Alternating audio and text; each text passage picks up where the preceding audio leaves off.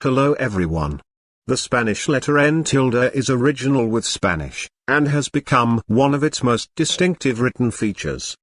The N tilde came originally from the letter N.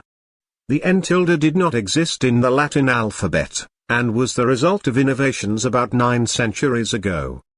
The N tilde came about in the 12th century as a variation of copying a double N from Latin words.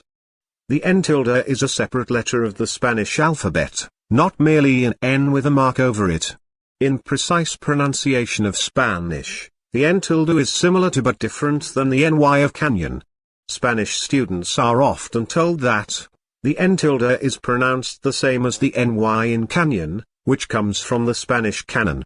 In 1803, it was officially entered into the Royal Spanish Academy's dictionary, and in 1993, Spain passed legislation to protect its inclusion in computer keyboards.